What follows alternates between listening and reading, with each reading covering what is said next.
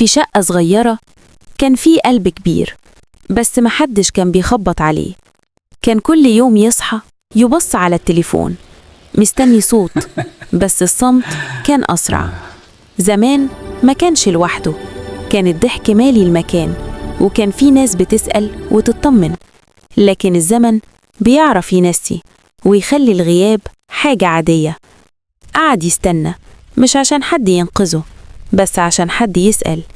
والأيام عدت والباب فضل مقفول، والنور دخل وطلع من غير ما حد يلاحظ إن روح غابت. مات قبل ما حد يعرف إنه كان لسه عايش. والقصة دي مش عن موت إنسان، القصة عن إنسان عايش لوحده وملقاش حد يقوله أنت مهم. يمكن لسه في وقت نسأل على بعض ونفتح باب قبل ما يتقفل للأبد.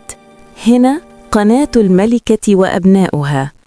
بنفتكر دايما إن الإنسان بقيمته وأخلاقه. رسولنا قال: الابتسامة في وجه أخيك صدقة. يعني كلمة طيبة، نظرة احترام، أسلوب ودود ممكن يغير يوم إنسان كامل. وقال كمان صلى الله عليه وسلم: ليس منا من لا يرحم صغيرنا ولا يوقر كبيرنا. نرحم الصغير ونعطف عليه فيتعلم الاحترام، ونوقر الكبير لأنه عاش قبلنا وشاف وجرب أكتر مننا.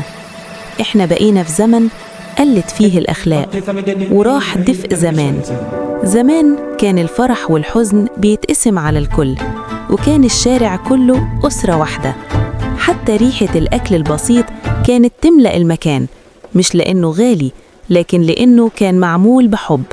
النهاردة كل شارع فيه عمارات، وكل عمارة فيها شقق، بس مفيش ريحة أكل ولا إحساس أمان ولا دفء قلوب. قولولنا في التعليقات، هل لسه الدفء ده موجود ولا بقى مجرد ذكرى؟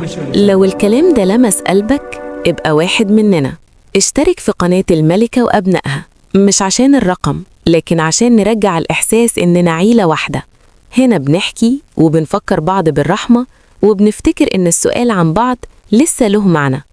اشترك وخليك جزء من العيلة.